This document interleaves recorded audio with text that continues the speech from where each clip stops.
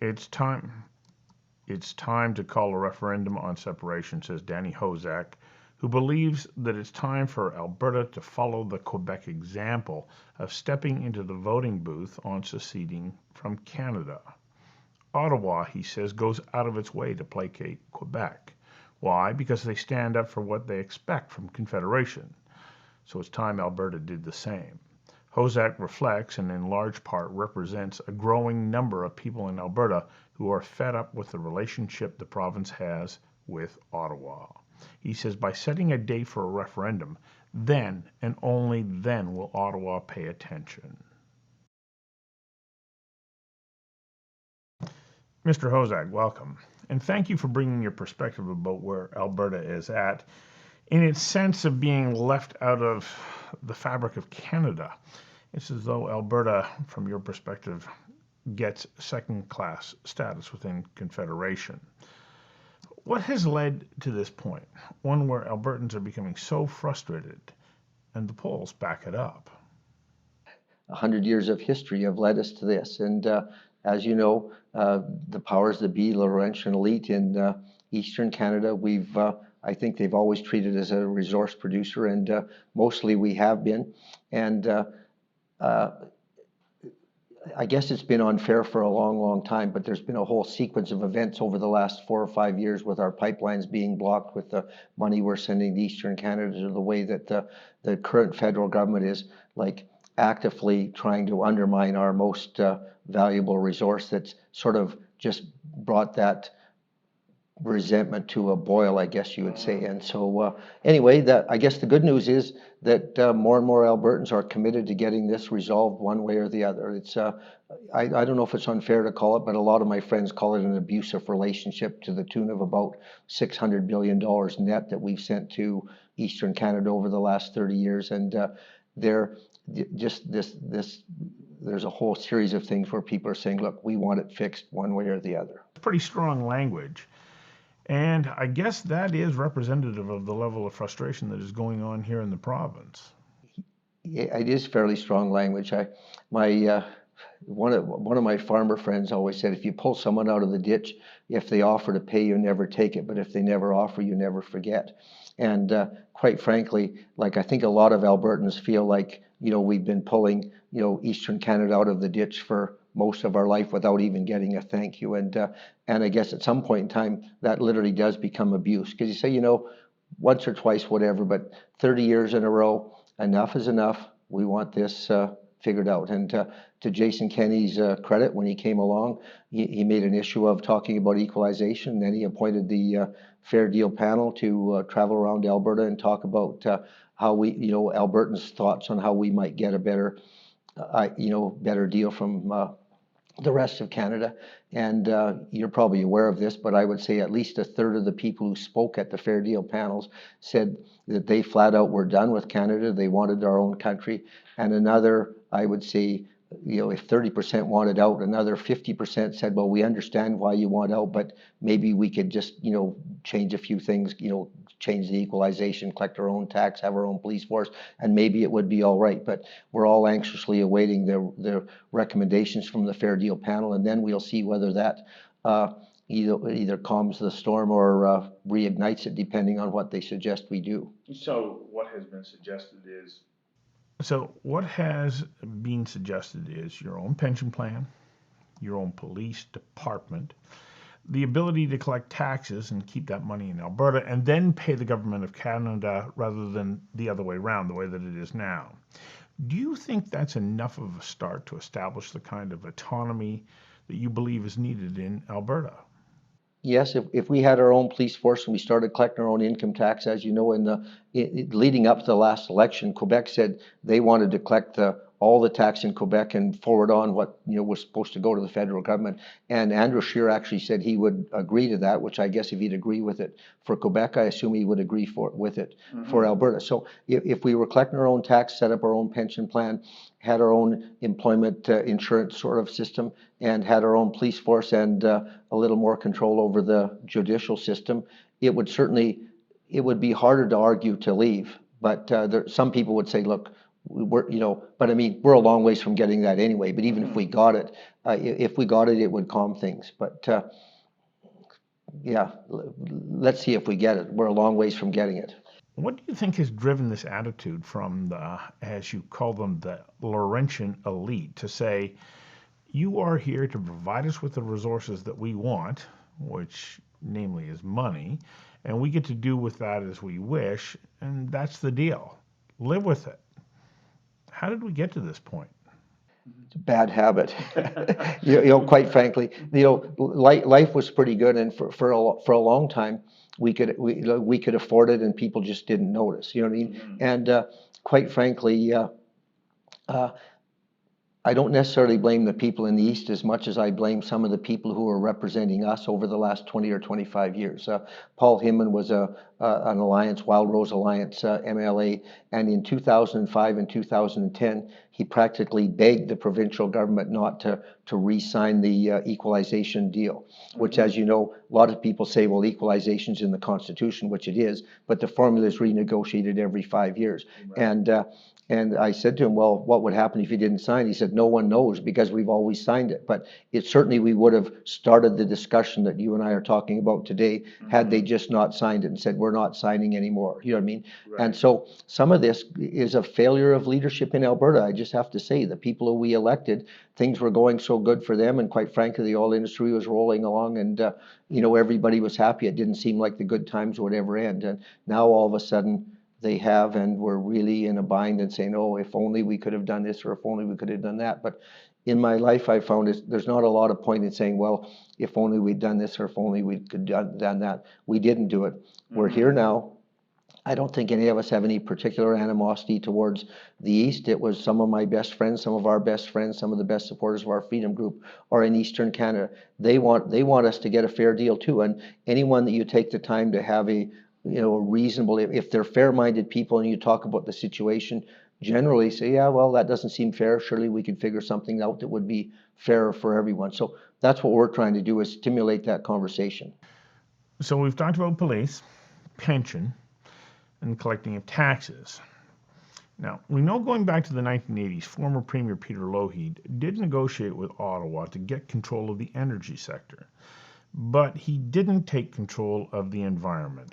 And this now appears to be an Achilles heel of sorts.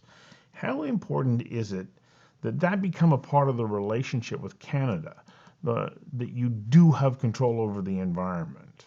You're right about that. And see, I don't know if you can, use the notwithstanding clause to do with, with some of this environmental law where you said, notwithstanding that, we're not doing it in Alberta. But again, this comes back to where our leaders had to be a lot stronger in saying, we're not doing that. Like, figure out a way, to make it different, or we'll be setting the date on voting on separation. And so that's what's bringing it to some of this demand to have the date set is to put pressure on our people to negotiate a lot tougher than, not so much as to put the pressure on the East, but we want to bring them to the table as well. But part of the reason we're saying set the date for voting on separation is so we don't get interminable meetings by our own government as well.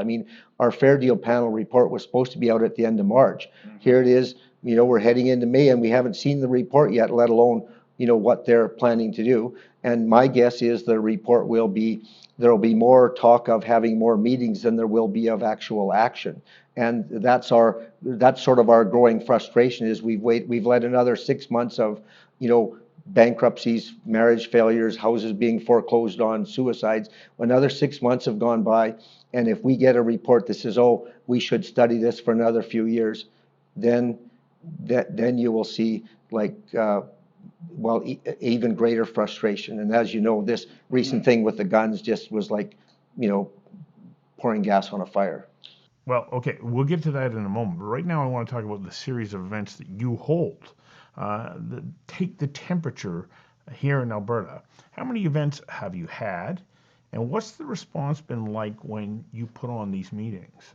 It's been growing. I think I've lost track of it. We've had 7 or 8. We call them Essential of Freedom conferences. We had one meeting the Climate Change Challenge, meeting the Debt and Deficit Challenge, meeting the Unity Challenge. The one that we had one scheduled for April 24th 425. It was going to be meeting the Fair Deal Challenge, where we were going to talk about, the response has been growing. Like the first one we had 40 or 50 people, the last one we had 400 people, so it's growing, and it's a fairly expensive weekend where, where people spend 2 full days talking about the issues. And so it's growing. I'm getting calls every day from around the province saying, well, surely you can do something. I said, well, we're trying, and so, and I think, but part of our credibility comes from the fact that we got started and we've been leading the discussion on this. And as I mentioned earlier, like, we're trying to be the adults in the room. We're trying not to blame anybody. We're trying not to, at our last conference was meeting the Unity Challenge, and Maxime Bernier came to speak, and some of my federal conservative friends said, well, why are you inviting him out here? And I said, well, because he has a plan to address some of the issues that are concerning Alberta, and he agreed to come and speak. So what do you want me to do? Said, oh yeah, I'm glad you invited him. You know what I mean? So we were trying to bring both sides, and he got a standing ovation when he was done from people who had voted. I think 60% at the start of the meeting said they wanted to separate. And when he gave his plan on how he would, resolve dealing with equalization, dealing with corporate welfare, dealing with supply management, you know what I mean? He got a standing ovation. It truly was an amazing speech talking about how he would unify Canada. So we're not trying to split the country apart. We're trying to bring people from both sides of the issue there to understand each other. What was the response then to his presentation? Did the feelings towards separation actually diminish as a result of that? It did, actually. We didn't do it. We didn't. One of the like we didn't do a good job of polling. But at the start we said everybody who has a phone just text and say I want to separate or I don't. And when we were done, but anyway, I think it went from like 59% at the start of the meeting to maybe 42 or 44 at the end of the meeting. This is at we're talking about leaving meeting, and the support went down after listening to him. So you have to give him credit for being there. To your point about being the adults in the room, then you're saying to people, if presented with a plan that they say will reflect the needs of Albertans, go, okay, well, then we can work with that. But if there is no interest in developing that, then the sentiment is moving in the other direction. Absolutely. Most of the people who are there are basically business people. They're, working people, you know what I mean? And they're used to say, well, let's look at the facts. Let's see the pros and cons of, this option, the pros and cons of that option. What would be the best for me and my family and my business? And quite frankly, you're right. After having listened to them, they thought, well, if we did that, that wouldn't be, we could live with that. And that's why I'm optimistic if we can have this discussion and keep it respectful but let's include everyone in it. Let's set the date, and then the East will know we're serious, and so they'll have to be here with whatever they want to put on the table. And if they say no, don't worry, we don't even want to talk to you. Well, it'll make it easier to decide how to vote on voting day. We've been using the date January 25th, 2021, which is 20 years plus a day from the day of the original firewall letter, which 20 years plus a day of talking, that's enough. So we'll see what happens as we move towards that. It's not too far away. It's not too far away, no, I know. You talked about the latest gun legislation that was handed down by decree, not through an act of parliament, but by decree. Why is that an insult to Albertans? Well, one of the reasons it's an insult is we can all still remember the High River gun grab, where supposedly we had no gun registry, but they were going down the streets like kicking in the doors, and we got email, or listened to phone calls where they said, go back, we know there's more guns than that. But when they were first interviewed, they said, oh, we were looking for seniors who were lost in their house. Then we hear on the radio saying, go back again, they should have 2 more guns. And so it's a very raw point with us, the fact that the federal government can decide to just come along and take our guns, when you see, God bless the people who died in Nova Scotia, but they were killed by illegal guns that were probably smuggled in, maybe across Roxham Road, which our friend Justin refused to close, which, besides causing the problem with the guns, certainly wouldn't have helped our COVID situation either. So it's a pretty raw thing. And so as we look at controlling our own future, one of the first things that we want to do is have our own police force. And whether the Alberta government rolls out their Fair Deal report or whether they don't, our Freedom Group is once a once a month, we're going to start rolling out. This is our suggestion on how we would implement having our own police force. We're going to do that around the 15th of May. Then on the 15th of June, we'll roll out one of an implementation plan for another one of the firewall initiatives. And so we do intend on taking the lead on that and leading the discussion, and hopefully in a respectful way. And I'm suspecting it won't be long till someone from the government tweets or calls and says, well, you can't do it that way. And I'll say, well, thank you very much. If we had a $50 billion budget, we would have figured that out ourselves, but thanks for telling us. The recommendations of the Fair Deal panel, how do you think that will help to increase Alberta's place in Confederation and establish a relationship that says, you better start paying attention to us because we're going to make sure that we get what we want? My cynical belief is that no matter what we do, no one's going to pay any attention at all to what we're doing until we set the date for voting on leaving. Once we set the date for voting on leaving, then everyone will realize that we're serious. And then, and like in some of these things, it's a matter of will, and it's not a matter of changing the federal government's will. It's a matter of changing the will of our provincial government, which some of these things are sort of gutsy things, and we're actually in a difficult situation in Alberta where we might need the federal government more than we've ever needed them before. So I sort of have some sympathy for them, not necessarily wanting to get in a fight with the federal government right now, but to me, we have to do these things if you want to have a separate country anyway. And so if we do them, the sooner we get them done, the sooner the people that are thinking of voting will understand whether this is actually helping us or whether it isn't helping it. And if it actually helps the way we think it will, well, then maybe people say, well, that's fine. We sort of like the country anyway. The main reason for staying in the country is emotional. It's not economic. And so it's an emotional hurdle you have to get over. Mm-hmm. And so, but if you have the discussion, they look at the economic thing and say, we've sort of got the economics. It's only costing us $1 billion a year. And, what's $1 billion a year between good friends? But if it stays at $20 billion a year, or maybe $30 billion or $35 billion a year, people are going to say, we'll take our chances on our own. And a lot of my friends say, well, you'll have to have your own police force. I say, okay, well, maybe that'll cost an extra $1 billion. So we've got $19 billion left. And so you'll have to collect your own tax. Well, that might cost $500 million. So we got $18.5 billion left. You soon run out of problems that you'll have in your own country, and you still have $10 billion left. You know what I mean? So this will be an interesting discussion to have, and I'm sure I'm missing some things of, I said we always see other people's income, we seldom see their expenses.